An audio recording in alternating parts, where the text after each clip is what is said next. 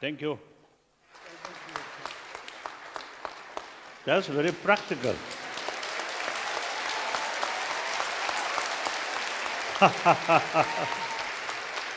I think.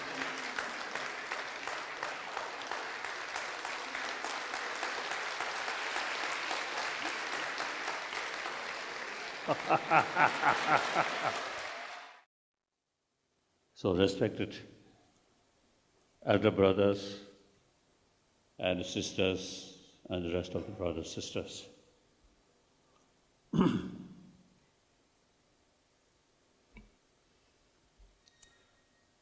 Indeed, I feel great honor having this opportunity to share some of my sort of feeling or thought to, as I think, students, mainly students and the teachers. So thank you.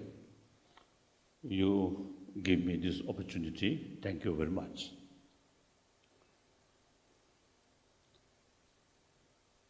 Then also, I appreciate you, while you introduce me, quite, I think, sort of detailed sort of explanation.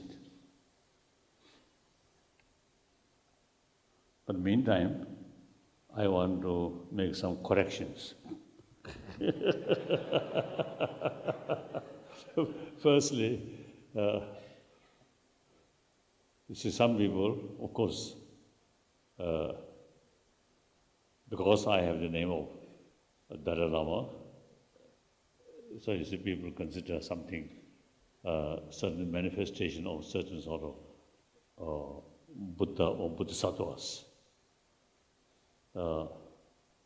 Yes, I think some high sort of spiritual leaders, yes, certainly, it's a manifestation of certain sort of high beings. And then first Dalai Lama, second Dalai Lama, something very unusual.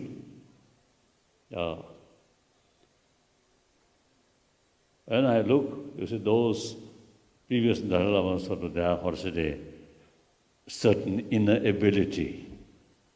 Then I look to myself, nothing. These sort of special qualities. So I have the name of Dalai Lama, but not necessarily the same person of those previous Dalai Lamas. So in any way, I think one sort of significant, when I was young, I'm a very, very lazy student. When I study, I have no sort of enthusiasm. My only interest is play and gossip, talk, like that.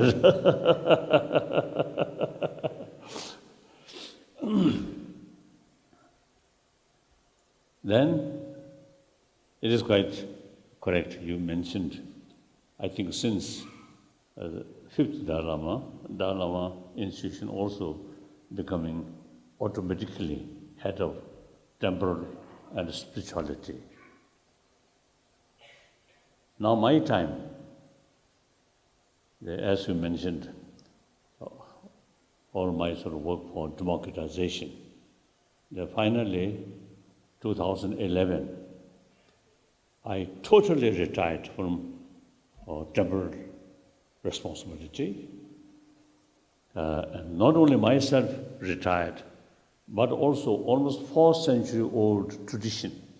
Dalai Lama institution automatically become head of both.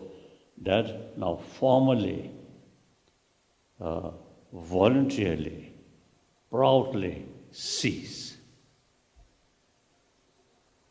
So, sometimes I jokingly telling people, since this sort of tradition started by 15th Dalai Lama, So if fifth Dalai Lama reappear, whether he agree or not, I don't know. But in any way, no possibility his reappearances. So I have quite free.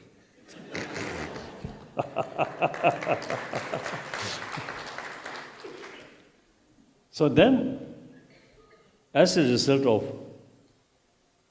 meeting with different people and also watching a world,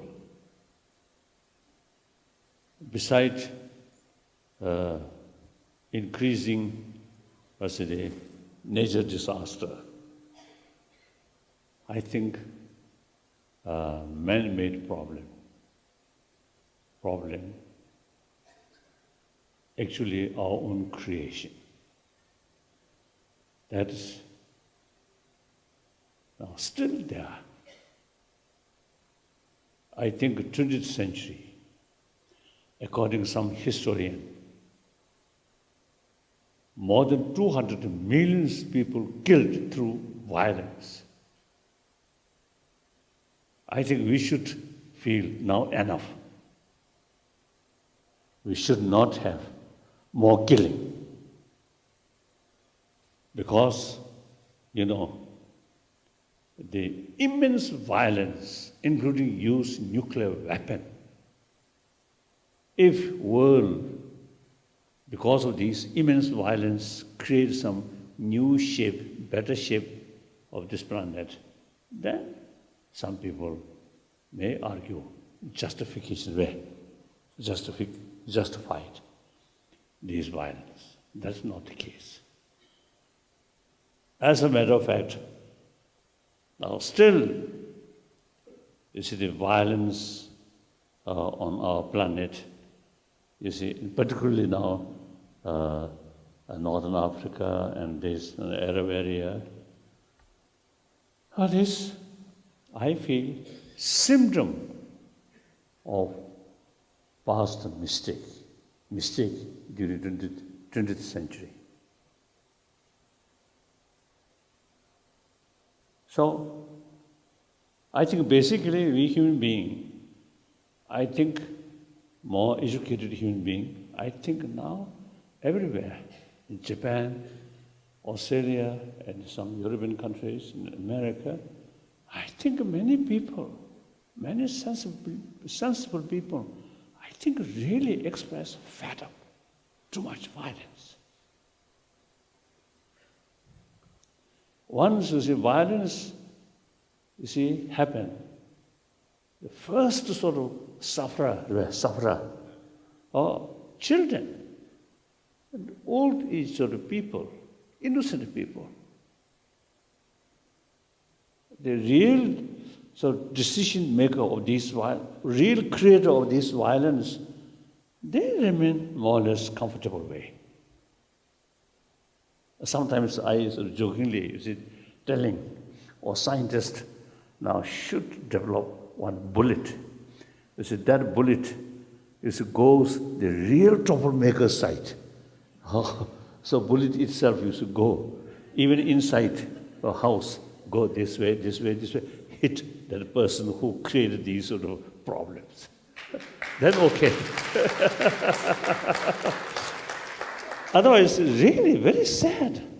Now Iraq, Iran, Syria, in this area.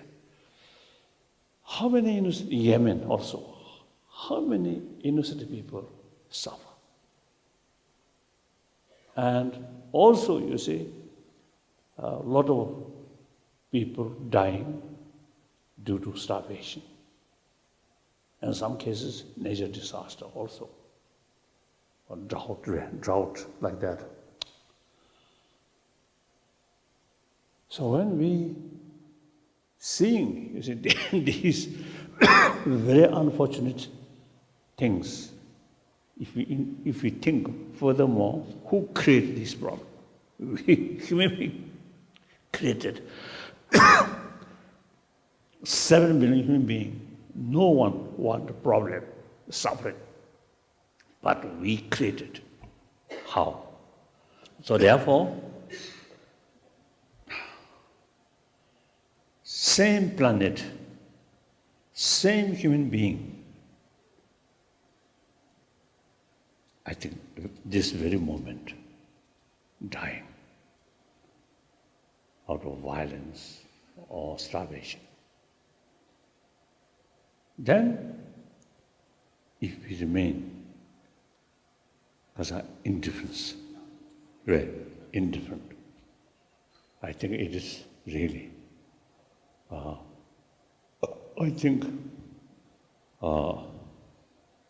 immoral. Reason quite simple. We are a social animal. Unlike previous time, in the past time, now today, every continent, every nations, their well-being very much interrelated, interconnected. Obviously, global economy, no national boundary, no religious boundary. And then, of course, climate, these things, you see, no national boundary, like that. So, our future, individual, our future, directly or indirectly related with well-being of 7 billion human beings' well-being. Right? 7 billion human beings happy, peaceful, we each individual get maximum benefit. If humanity, like today's situation, go continuously killing, and suspicion, distrust, then also now gap, rich and poor, and corruptions. I think India, frankly speaking, I think very much religious-minded nation, but among them, some corruptions. It's quite sad. People who no religion, no sort of, or say the concept of spirituality, then quite understandable. But people, I think each Indian family, some statues, Ganesh or Shivaji or Saraswati, sometimes Shivalingam or Buddha statue. I think each, mainly a mother of the family, you see, each morning some offering, some incense, some flower, isn't it? So it seems to see some offering to God and goddesses in order to success your corrupted life.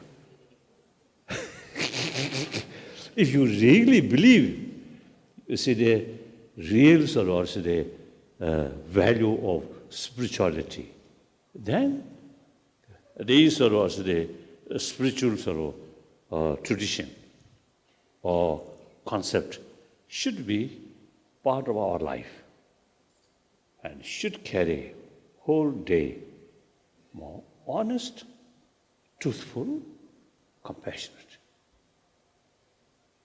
So now all these, you see, we are lacking the conviction about moral principle. Now, how to bring conviction, this conviction? Through religious preaching? No. Already, of course, there are wonderful people also there, but generally, I think over 3,000 or 2,000 years, spirituality or prayer, these, I think sometimes I really feel, and some extent, I think fail to bring healthy humanity. So now, according Indian, or say the tradition, or the concept of secular, see, according Indian understanding, secular means respect, all religions, then also respect non-believer. This is something very unique and very relevant to today's world. Because today's world, out of 7 billion human beings, over 1 billion non-believer. And frankly speaking, among the believers also, some corrupted believer also there. So lacking real sort of faith or conviction about this deeper value. So then sometimes religion also become another sort of way to earn and exploit the devotees because of the faith. Right? Sad. And then worst thing, religion itself becoming one factor to divide people and even causing killing. Unfortunately, in Burma, Buddhism or Buddhist and Islam community, some problem. Actually unthinkable, but these things now happening. So therefore, now we have to find what is the way to create happier world. Happier means more compassionate mind here automatically bring inner peace, happiness. Now that is now scientists also now showing. Person who constantly experience anger, hatred, actually eating our immune system. So, more agitative-minded sort of person, that mental state very, very harmful for our physical health. So now these days, many scientists, when we have sort of discussions, we usually use the word healthy body. To healthy body, we need healthy mind. So therefore, every people is taking care about health, physical health. Now then, think more deeply, more holistic way.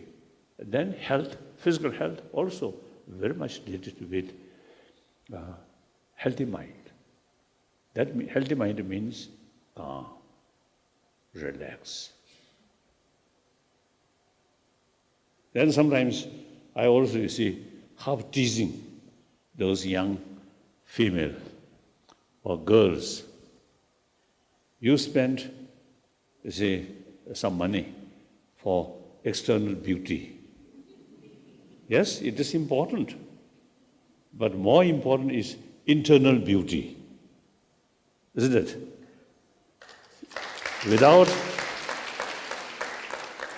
Without internal beauty, just external beauty may bring some attraction to some sort of boyfriend or like that. And then it remains, I think, a few days or a few weeks, maximum few months, happy. But then gradually, the sign of lack of inner beauty gradually come. Then start a quarrel. I think, so therefore, inner beauty is very important. Inner beauty means more sense of concern of others' well-being, then including your parent or your children, your husband or your wife. Then, you see, where? Sense of concern of others' well-being. I think firstly, towards family member. But that actually biased love, biased or compassion. That's mainly come from biological factor. No. The love or compassion which we are talking is unbiased compassion. Biological factor compassion is is a seed of this compassion. Then use human intelligence, long-term interest, and more holistic. That's the power of human intelligence. So, with help of human intelligence, then that kind of biased love, biased affection, then can develop unbiased love. You see, that kind of not oriented about others' attitude. Even you see, your enemy, as far as the attitude is concerned, negative. So we call enemy. But still, your enemy, these people also come from their mother. Also, you see, nurtured by human affection, mainly from their parent and particularly their mother. So these also, you see, have the seed of compassion. And then, as a human brothers, sisters, they also deserve our love, our sense of concern, their well-being. You see, that is unbiased love or compassion. The other animal cannot do that. We human being, because of this intelligence, the special brain, we have the ability to develop that kind of, the unbiased, infinite love. So now,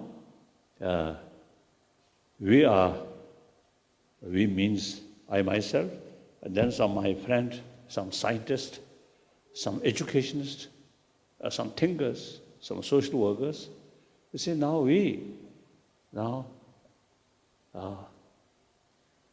after sort of years, it's a discussion, thinking. Now, education is the key factor. Now, in our existing education system, you see, very much oriented about external values, materialistic sort of, because oriented.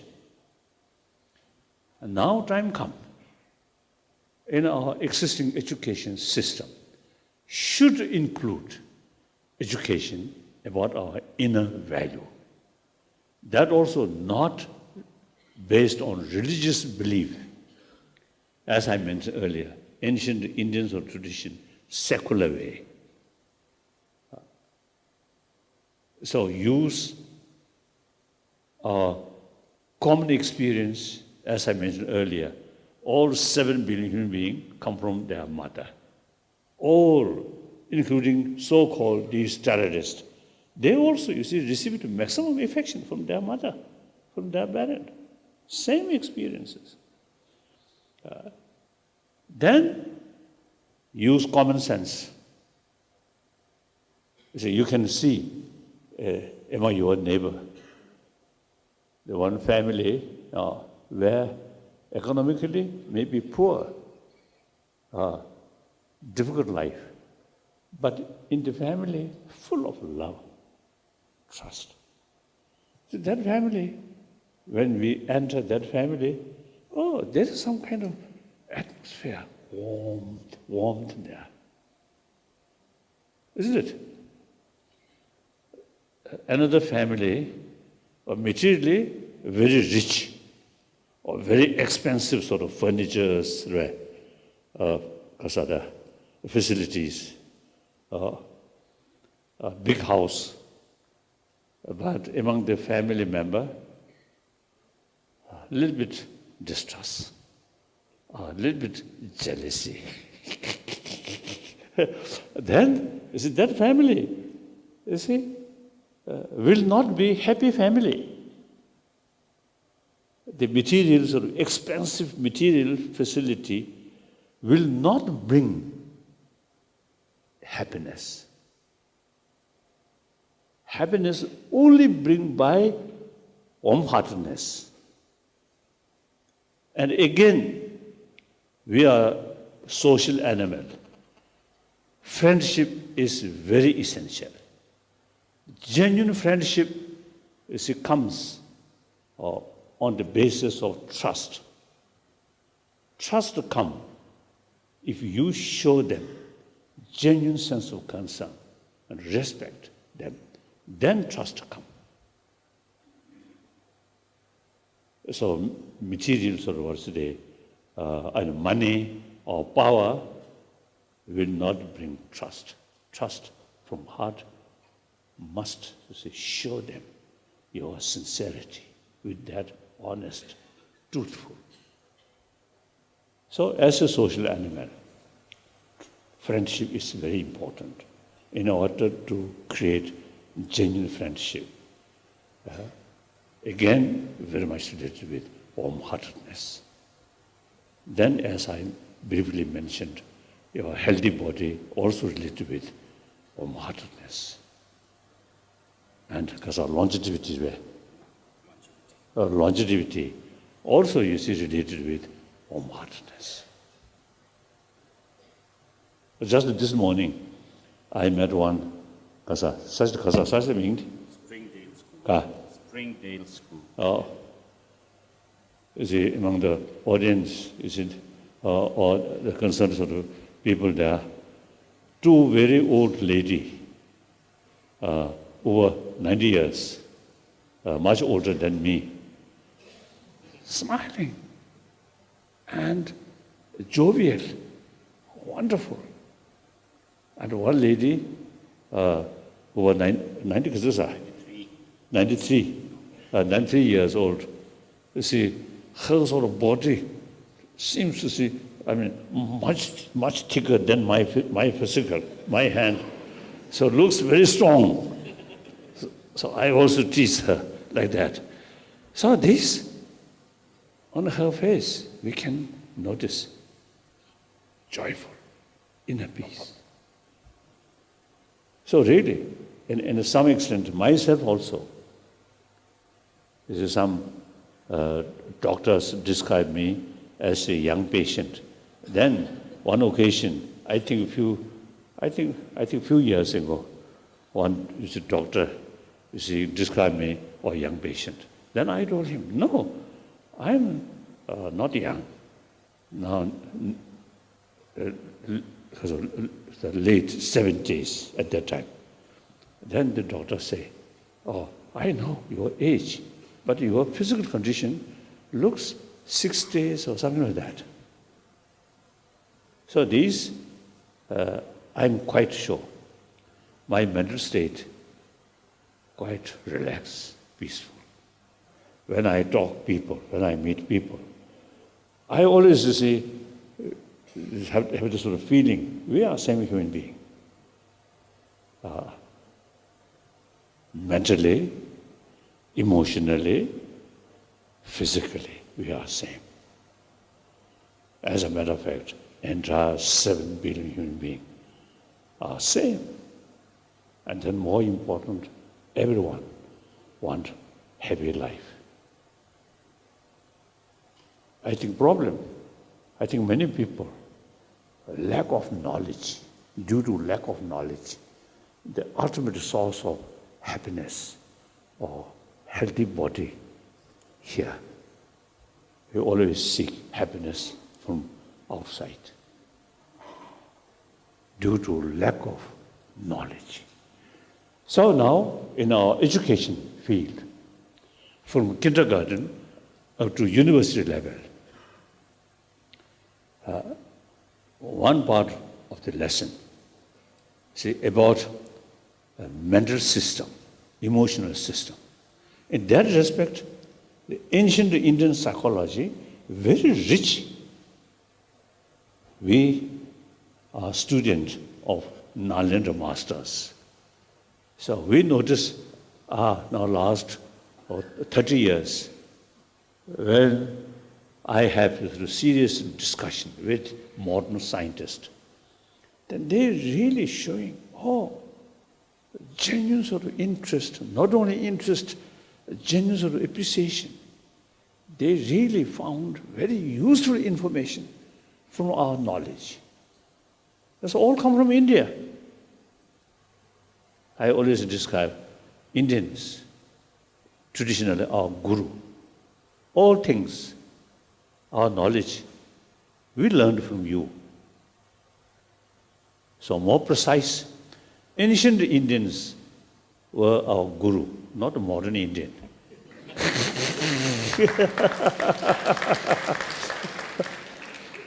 Modern Indian, you see, I think through centuries, forget, you see, these inner values or this knowledge, really.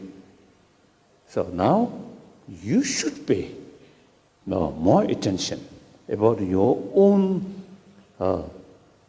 knowledge, which very much developed in ancient time.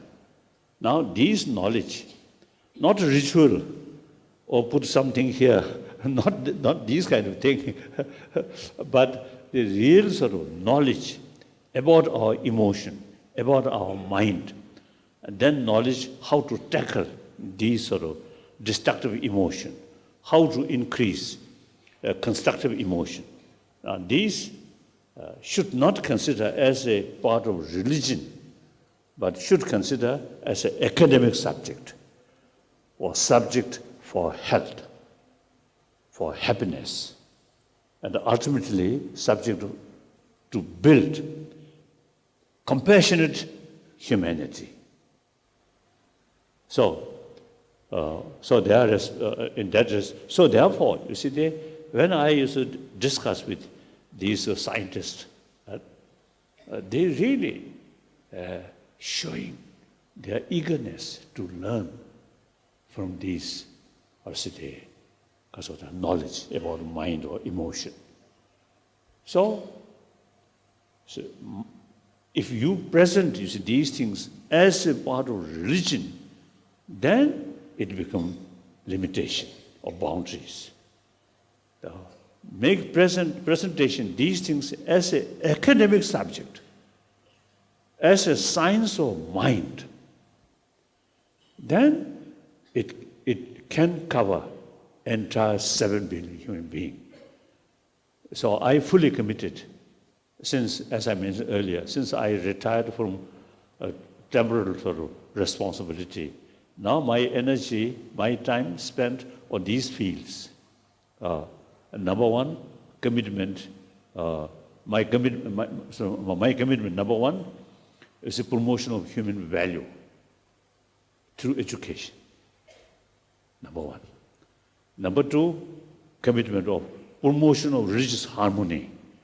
That also India's tradition. This country, I think, over 2,000 years, beside homegrown different religious tradition, as from outside, Zoroastrian, Judaism, Christianity, Islam, all, you see, come here separate. So basically, this country, I think, a unique sort of unique situation. All world major religious traditions live together. Occasionally, some problems. That's understandable. Sometimes you see, the half joke, you see, mentioning among over billion population, there must be some mischievous people.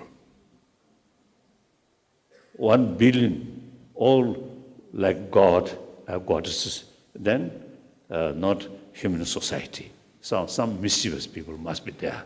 So therefore, you see, some mischievous people, you see, create sometimes, you see, also the religious kasashuti, or conflict like so on, like that. So therefore, basically, I think India is really example where different religious traditions can live together. And on the basis of mutual respect, mutual admiration. And furthermore, more closer relation, we can use mutual learning. So therefore, you see, I think India is truly example on this planet. Our religious harmony is very possible. Not a political reason or some other reasons. Over 2,000 years, you see, religious harmony is there. So in this respect, I fully committed for promotion of religious harmony. And like, I think, late Polish Pope, I usually call the Polish Pope or German Pope or Italian Pope like that, now Argentinian Pope. Because you see, these individual names, sometimes I can't remember. So, therefore, when you see you introduce your own sort of name, position, it's difficult to keep these different names in my mind. And also, I feel not important. So long you show human face and a smile, that's sufficient. That's enough. So recently, I was in Mayo Hospital. One doctor is one specialist for my knees. He asked me how he sort of address to you. And I told, yes, you simply call me brother. That's true. Then, during that sort of period, some sort of checkup like that, so he often used, oh brother, please, your leg, kasoda, show this way, that way, like that. I really feel happy. Sometimes people try to address me, His Holiness.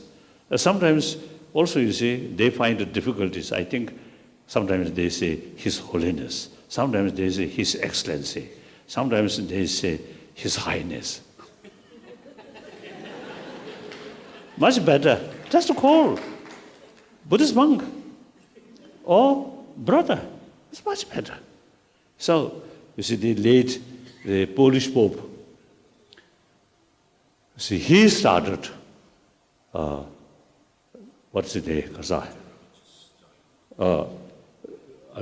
religious harmony or concept of pluralism. So, RCC meeting. Oh, wonderful. At that time, I sort of expressed to him, firstly, appreciation. Then secondly, I hope this kind of meeting, not just once, this, I hope, beginning.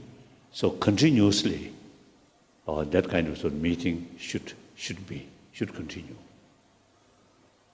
So there are now signs, you see, the closer feeling or recognition, the other religion, by another religious tradition. So among the religious sort of field, they were called pluralism, now coming. That's healthy sign. So therefore, you Indian, I think one, additionally, besides as a human being, you see, our sort of commitment to promote human value, that's human compassion, not based on religion, but secular way.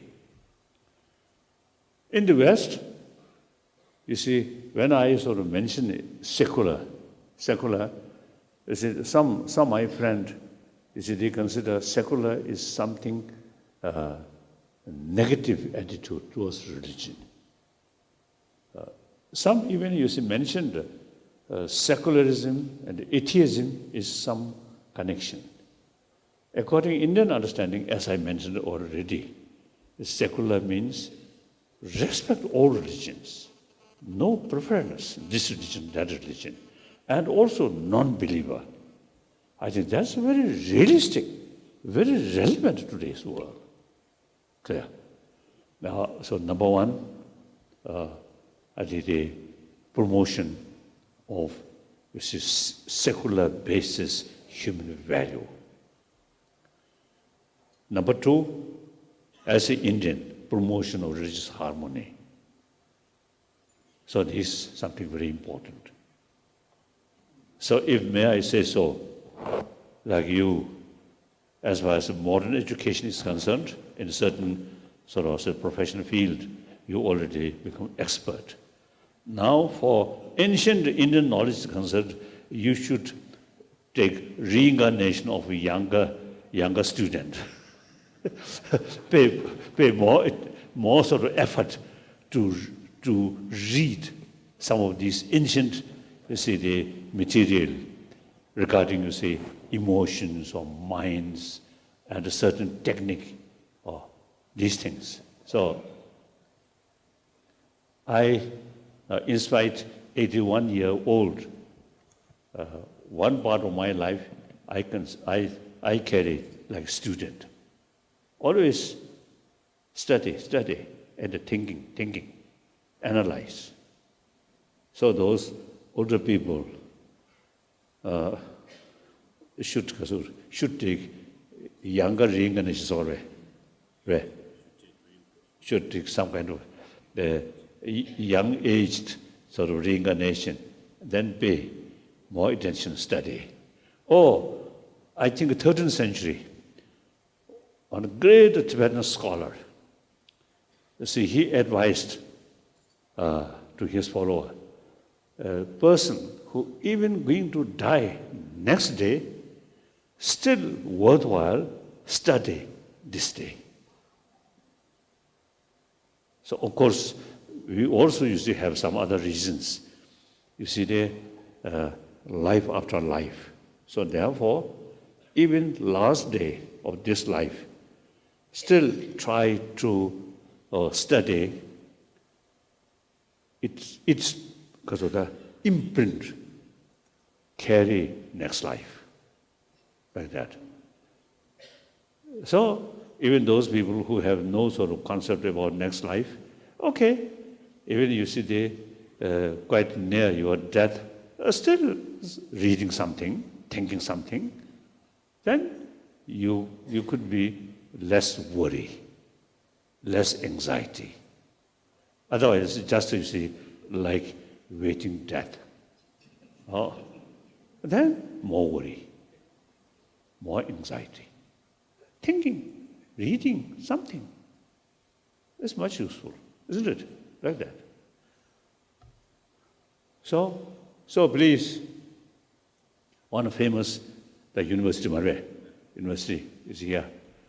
I would like to suggesting or appealing as a young Indian, please think these points more seriously. And along your study, your sort of learning, sort of knowledge, these points also you see should combine. I always consider the ethics are ethics, not something mysterious way, something. No. Ethics means naturally, including animal, insect, every sentient being want happiness, joyfulness. So any action, any idea, any emotion which brings happiness, joyfulness, that's ethic.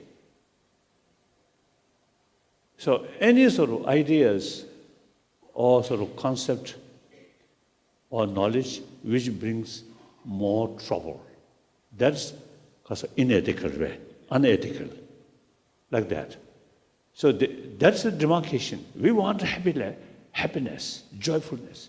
So any sort of mental action, verbal action, physical action, which brings genuine, long-lasting happiness, that's the ethical. Like that. So when we talk according to secular sort of viewpoint, then you see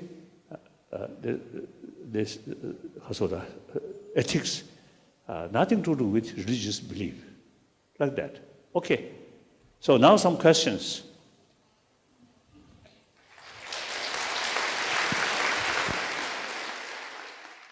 Yes, I love direct question from directly. Very good. Direct question to you, sir, and I am a student still at the age of 73. Karsa. I'm a student, you said you should continue learning, and I am still in the process of learning. And my question to you, sir, you talked of many things, happiness, internal happiness, blah, blah, blah. First question to you, sir, what is the secret of your health? Because at the age of 81, you look with a smiling face and you look so young. What is the secret of your success? What is the secret of your health? Secret? Secret of your health. Oh. Second question, what is the main message you would like to give to our young students so that they may also inspire and get the inner beauty? Inner beauty. I think first part, because what is secret? Secret of health. I should keep secrecy.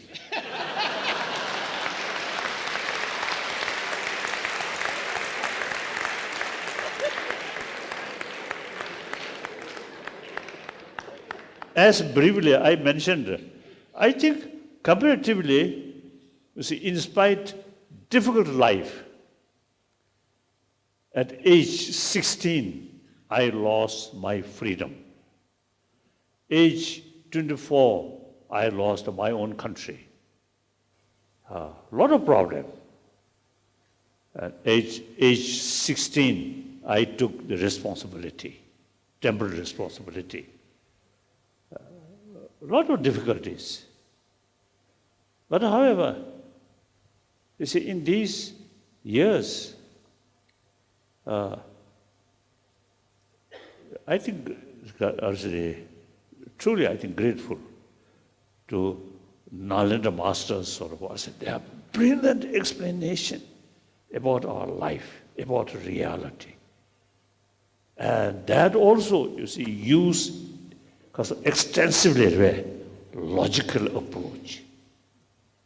That is something, so I think the major differences. I think about 3 years ago, I met some of the professors of Buddhist University in Bangkok. You see, we met and we discussed some common sort of things like Four Noble Truths or these things, or 37 practice. These are common. So then I asked, when you study these points, mainly relying on because of scriptures, or use some reasons, and they say relying on scriptures. Then in Nalanda tradition, Sanskrit tradition, like the Dharmakirtis, say Parmanda Vattika Karika, the second chapter explaining about Four Noble Truths, these things. Each point use reasons. So that's some of the differences. The way of also the approach or analyze thing, not relying on quotation. As far as the quotation is concerned, some Nalanda masters actually rejected some Buddha's own word. Because Buddha himself, you see, give us some kind of freedom. He mentioned, "Oh, my follower, bhikshus and scholars should not accept my teaching out of faith, out of devotion, but rather thorough investigation and experiment." So some of the Nalanda masters, you see, rejected some Buddha's own teaching like that. So therefore, I think the training, you see, these this way, use reasons and experiment. That also, I think, keep fresh your sharp mind. That also some, I think, because of effect. See, I think number of scholars who spent 20, 30 years rigorous study, in spite their old age, their mind very sharp. I think training really makes differences. Not only simply training, but with open-minded and further investigate. So that's, I think, some my secret. Then another, I think, secret is warm-heartedness. That also, not relying on quotation, but use, as I mentioned earlier, reasons and scientific findings and common experiences. Then you develop a firm conviction. The warm-heartedness is really immense beneficial to oneself and the other. So these things, and as a result, I think each night, 8 to 9 hours sound sleep. That also another secrecy, my secret. So this is first part, right? Second part, correct? Second part, yes. As I mentioned earlier, I think we already drafting curriculum about secular ethics, which can be fit in a secular education field. So we already start working that, and mainly with help of Emory University in America. We already some draft read. So further we are discussing. So I think eventually, I think within this year or next year, is some drafting. First, drafting, draft or curriculum will be available. Then I think the further professors, I think, should look and some research, some discuss, and then feel okay. Then I think as an experiment, as a pilot project, this is some class, let them study these things and watch what effect, what result after 2, 3, 4 years. If something quite significant what's the effect, then we can expand or more classes like that. So, your question.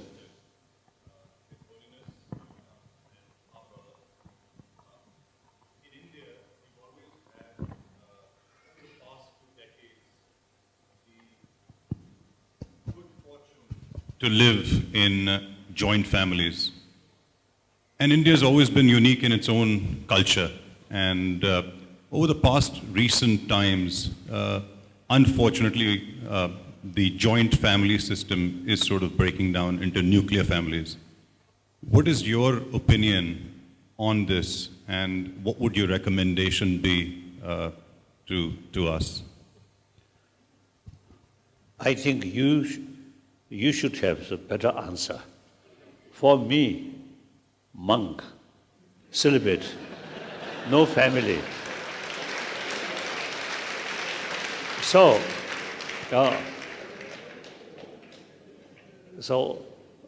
sometimes in the West, some sort of celibate monk, and I usually telling them,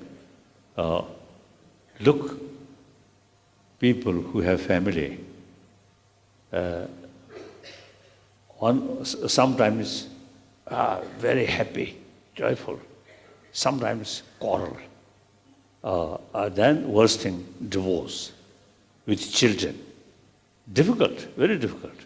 So those family, people who have family, you see, too much ups and downs. Then monk may not be over joyful, but very straight. Straight marbe. Ka. Stable. Kadu do dengi. Stable, steady. Steady, like that. So then obviously, I think they, sometimes in some country, I think they, as each family member working. So then eventually, old parent sometimes is put in certain sort of home, old home. So I think, of course, if there is no other way, then okay. But otherwise, I think Indian tradition, quite a big family, grandparent, parent, and children live together. I think mentally, those particular older people, I think much happier, I feel. Yes? Thank you. So my question, Your Holiness, is like in the modern life, a student has to have a scientific attitude. How should a student in this life, towards life, learning life, have a spiritual attitude? What is the spiritual attitude you would recommend? I think the spirituality, which I mentioned, secular way, is very scientific. Number of top scientists, now they really, they feel that kind of spirituality is very necessary. This is scientific.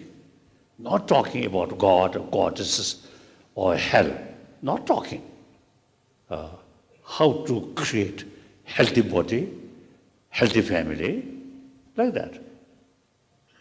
So then also, now the scientists, especially brain scientists, they know when our brain more calm, the ability to investigate is much stronger. When your mind disturbed, then the ability to thinking, to investigate, also disturbed, like that. So therefore, now the brain scientists, particularly brain specialists, now they appreciate, any method to bring calm mind, they consider something very necessary, relevant. If we talk health, I have one friend in many, I think in early 70s, one Indian, who attended a Tibetan library at Dharamsala, some class, it was a Buddhist class there. So one Indian, later he came to see me, and he told me he participated some classes, or talking about altruism, infinite altruism, and patience. He really felt very, very useful.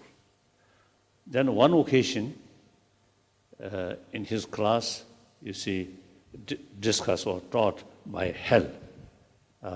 Then he told me, some hell, too much heat, some hell, too much coldness. So he fed up, and then he didn't participate in the class. He told me like that. So therefore, when we talk, if may I say so, sometimes our spiritual tradition, sometimes use fear.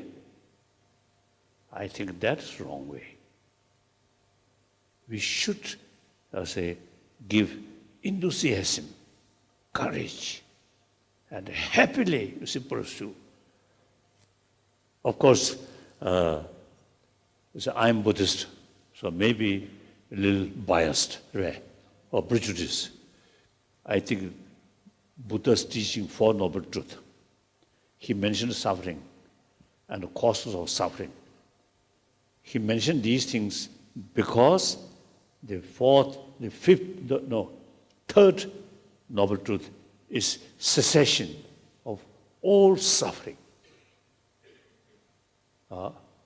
then the method to achieve that fourth noble truth.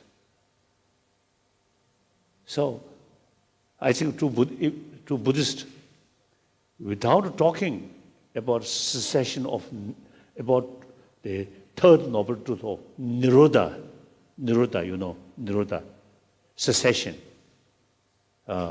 Without talking that, just to tell suffering, I think more frustration.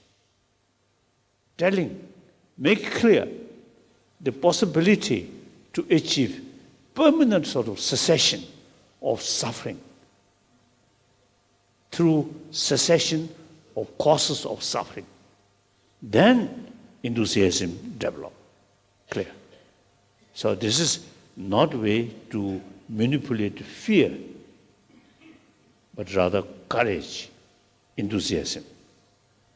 How important do you think is the way you speak, the words which you choose, the atmosphere you try and create before you speak to someone, and your own attitude?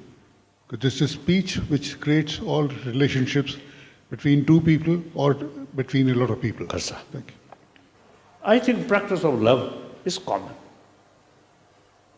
Islam, Allah, infinite love.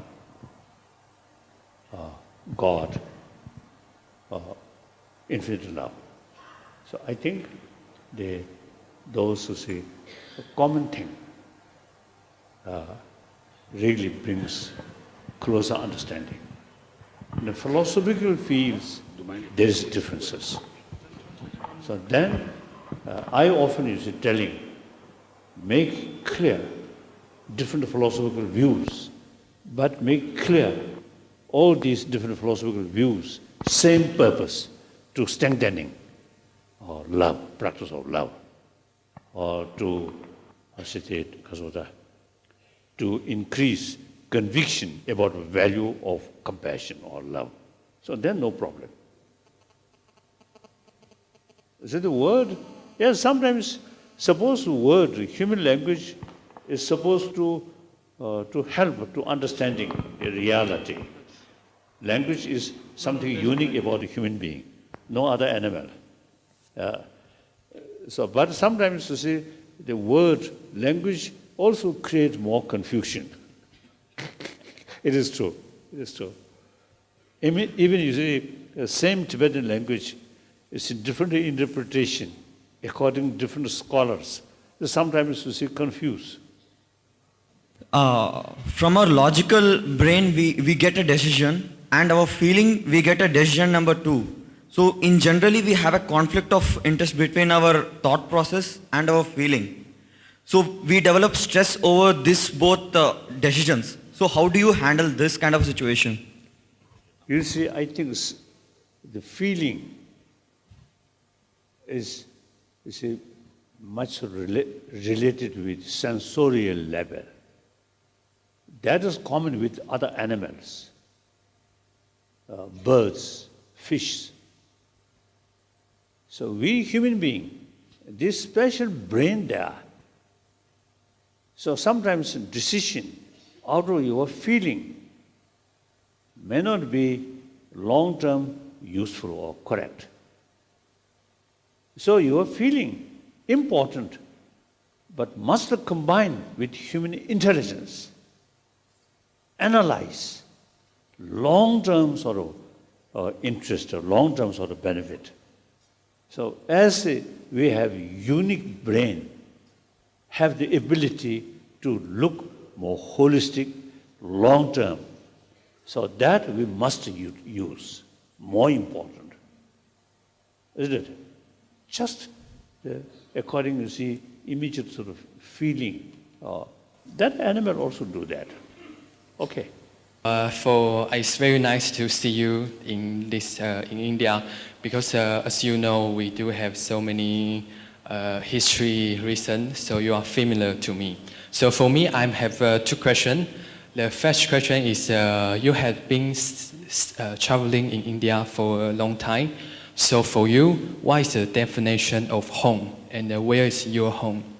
Then my second question is, 2 months ago, I had been to Srinagar, Kashmir.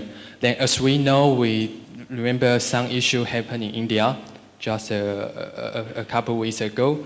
So, if we take experience between Tibet and China, so for you, what kind of suggestion you will give for India and Kashmir? Thank you very much. 뭐 가사 당구 가사.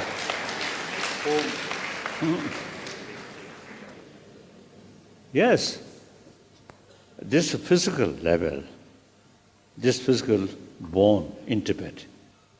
So, from that level, yes, Tibet is my home. And within Tibet, place where I born, that's my home. The rest Tibet. So these relative. Then, now 81-year-old person, the over 57 years now I spent in this country. So from that viewpoint, India is my home.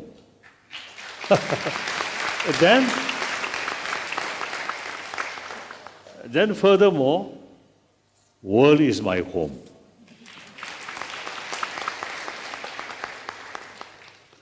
There is Tibetan saying,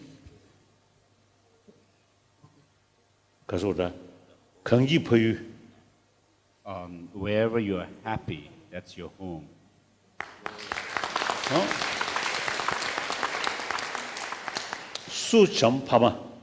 Whoever is kind to you is your parent.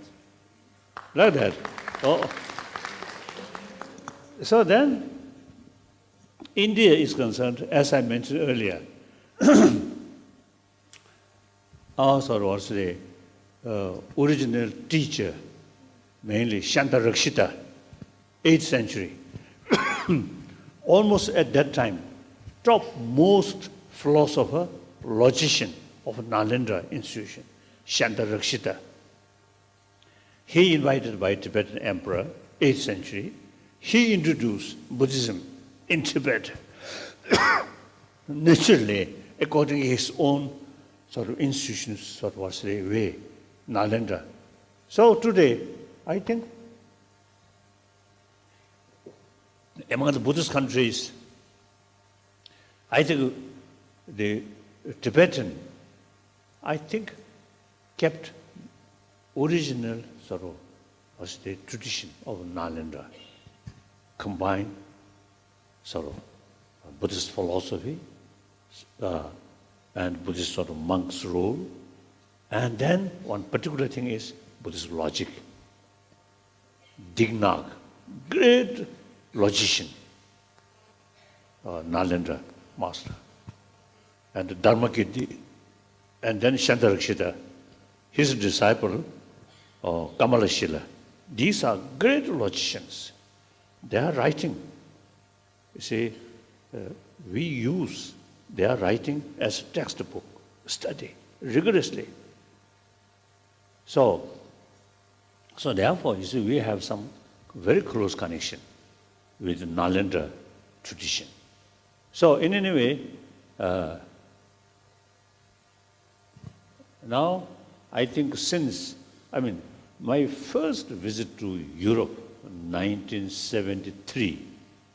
So at that time, BBC correspondent Maktali, you see, he asked me, why you have interest to visit European countries?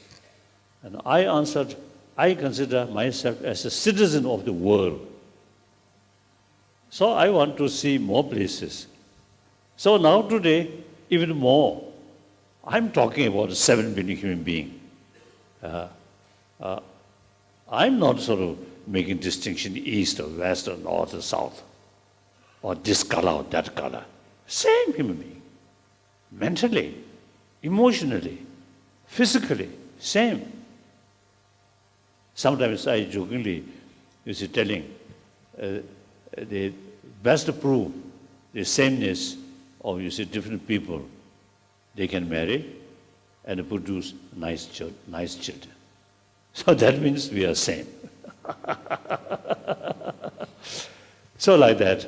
Then the second part,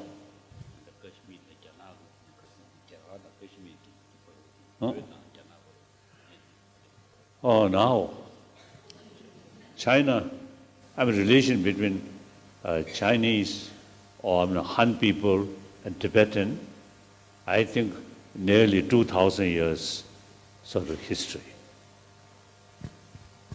So many Tibetan kings marry with Chinese princes. Very close relations, sometimes fighting. So 1954, September, I went to Peking to participate the Chinese, what's the Congress, or the National People's Congress. Then, 55 summer, I returned from Peking to Lhasa. On the way, in Xingen, the ancient capital of China, we spent a few days there. One day, sightseeing, no official program, just sightseeing. On the wall, ancient wall of Xingen, the capital. We just sat on the wall. One high Chinese officials accompanied with me. He mentioned, oh, ancient time, Tibetan army reached up to here. The Chinese emperor in the capital have to flee because of threat of Tibetan the army. So he told me like that. So then I think recently, I think last year or 2 years ago, one American, I think Columbia University, this is some historian. They carry some research work about history of that part of the world. So then, mainly based on ancient Chinese history book, like Tangshu, so then, they mentioned, they found 7th century, 8th century, 9th century, you see, at that time, 3 emperors, Chinese emperor, Chinese empire, and Mongolian empire, a Tibetan empire. The Chinese empire, more serious concern about political matter. The Mongolian, more military. The Tibetan empire, more religious. And anyway, you see, I think between India and Tibet, I think a few occasions some fight. Otherwise not much. Sir, we have a gentleman over there. He's standing. Oh. Yes, sir. So you see, we fully committed, not seeking separation or independence. Now time changed. Past is past. Now look, European Union, the spirit of European Union, the independent sovereign state, now for common interest, live together. So eventually, I think whole world should follow the European spirit. I think like modern India, you see, I think a few thousand rajas, isn't it, in this country. Then independence, you see, all live together. South Indian, North Indian, West Indian, East Indian, different script, different language. Some Tamil Nadu, there's some people criticize Hindi.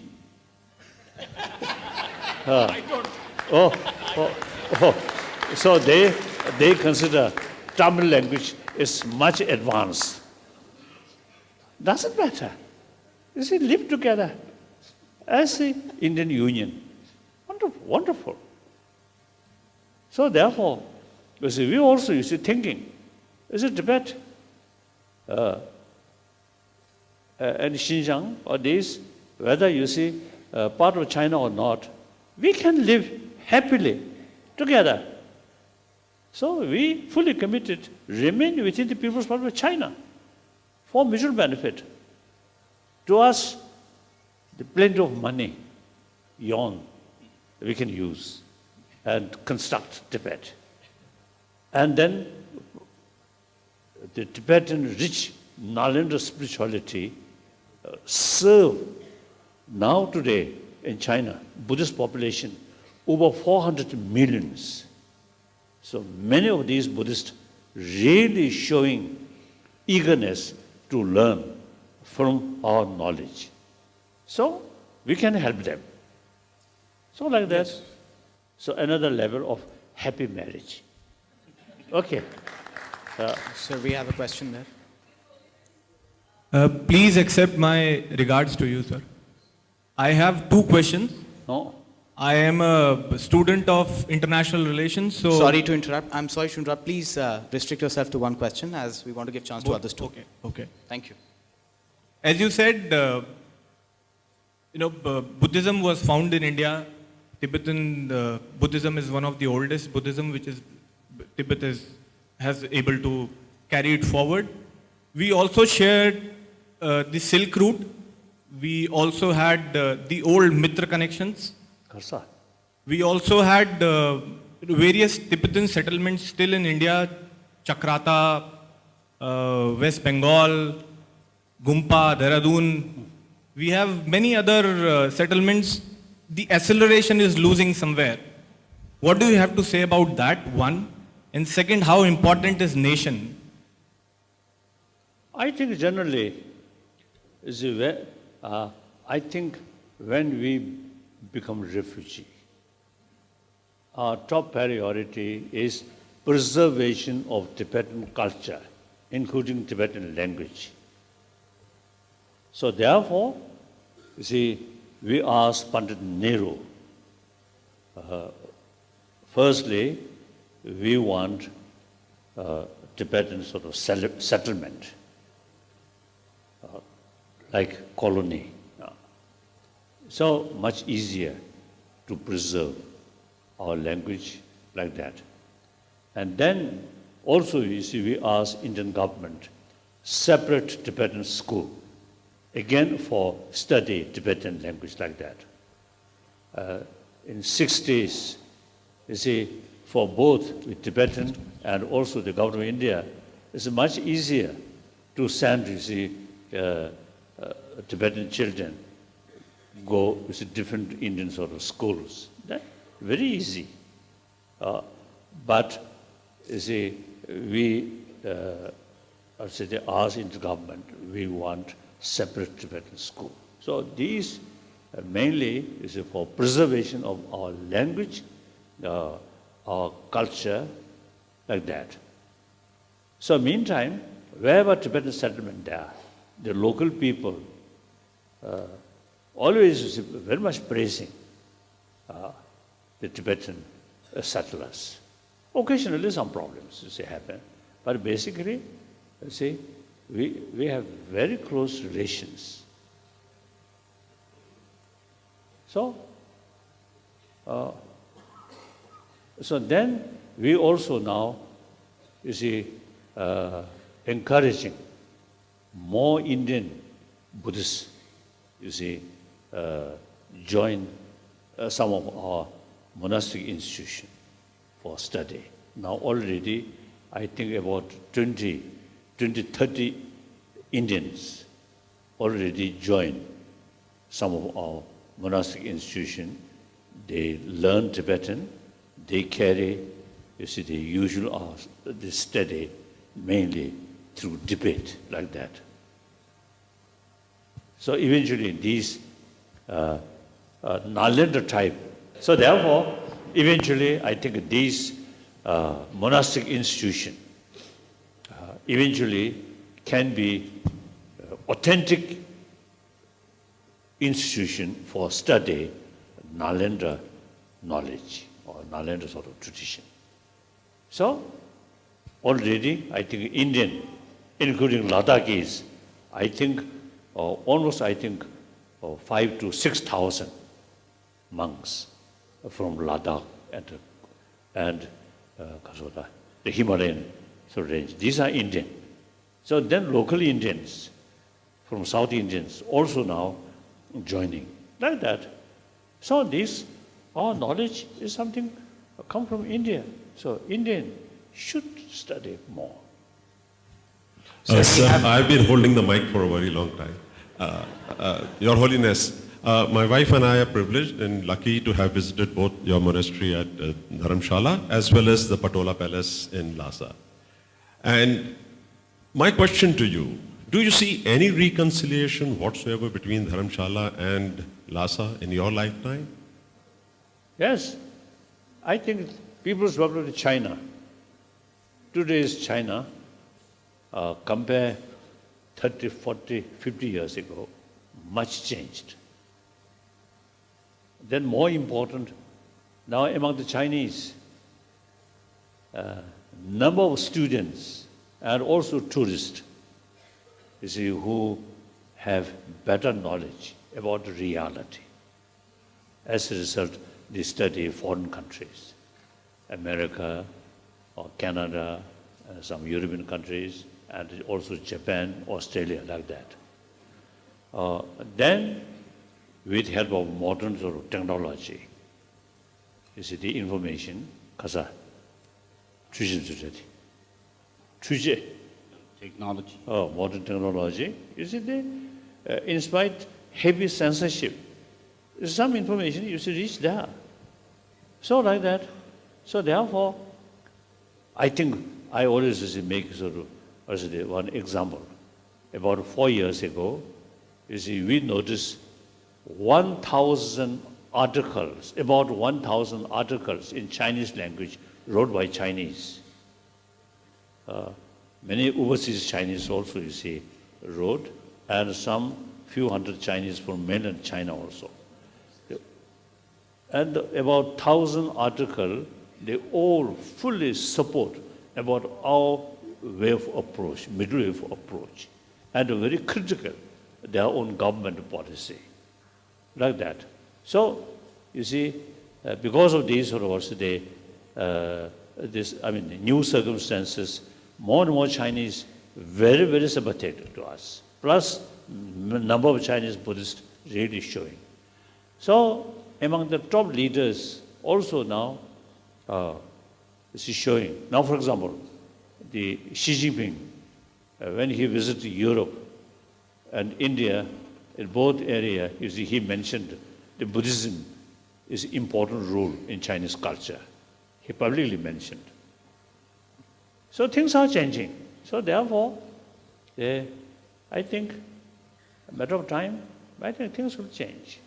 That's my feeling about that. Hello, sir. My name is Alok Agrawal. I got a very short question. What should I change in my life to get and give peace and happiness to all? You should know better.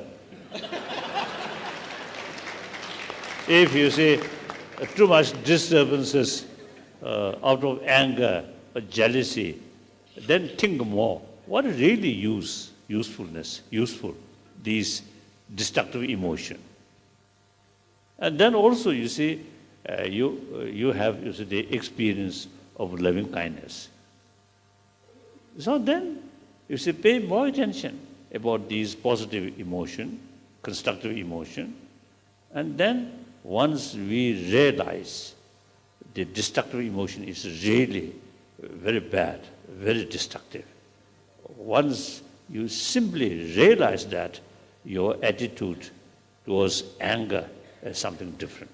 You remain, although anger develops, you still become slave of that anger, but still you have some kind of reluctant. Usually, you see, we simply carry our life, or anger is part of our life. Or sometimes anger is useful in order to react more forcefully. So these, you see, they're important to analyze. So that's all. Your Holiness, my question is, can compassion be taught or can it only be felt, especially for adults? How do you teach someone to be compassionate?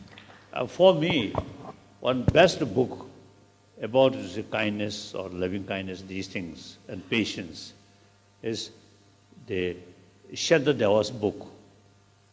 One great master of Nalendra, I think around 8th century, Shantadeva.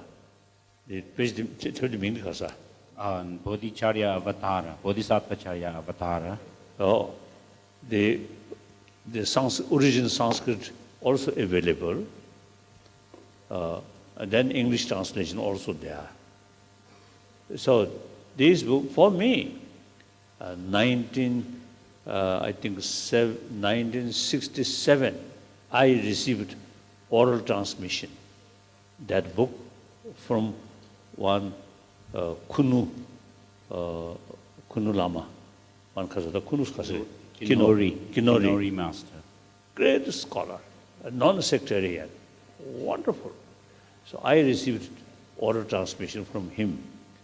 That really transformed my life. Really wonderful.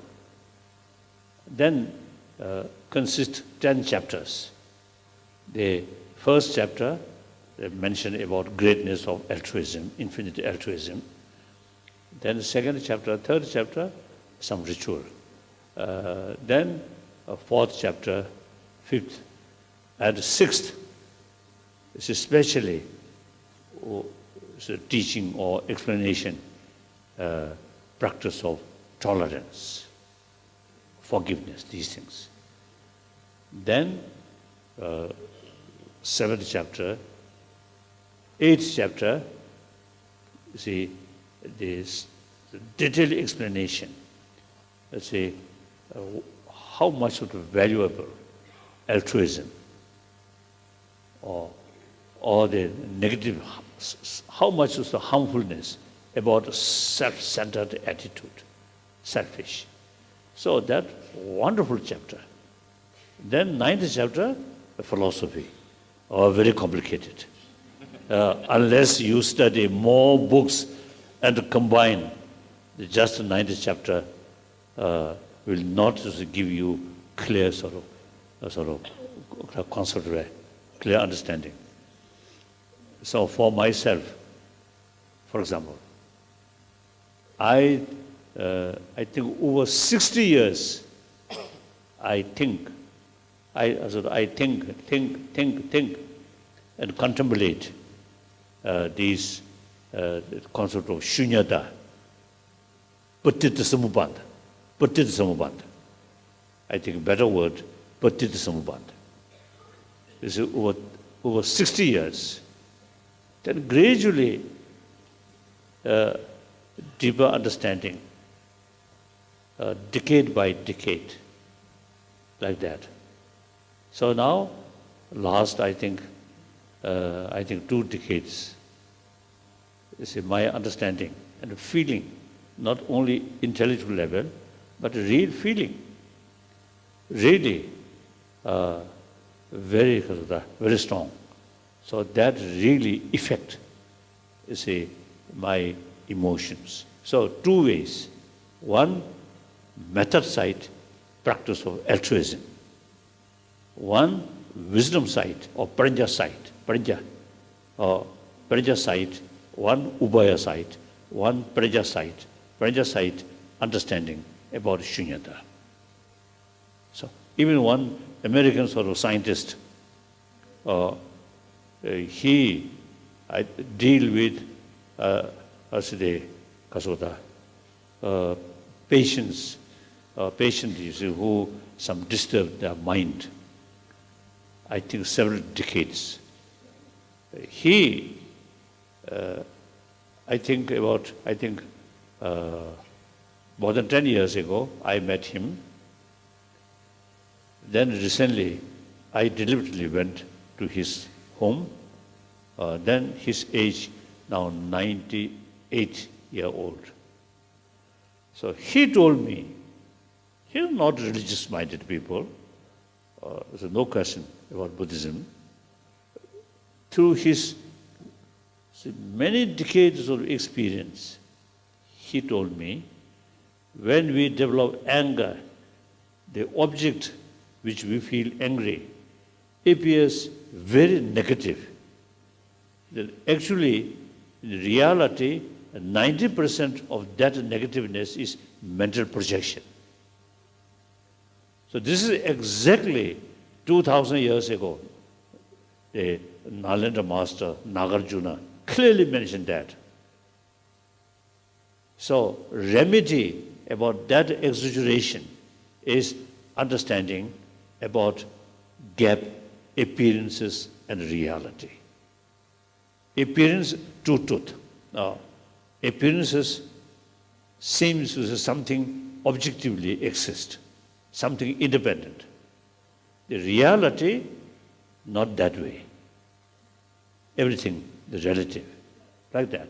So these, say,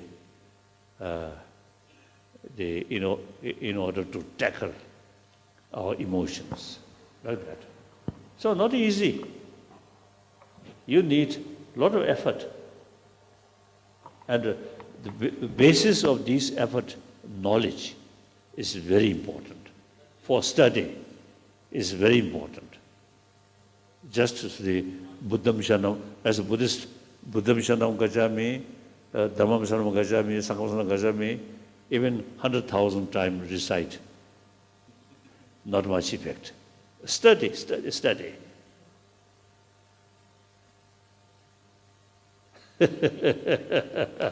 you so much, His Holiness.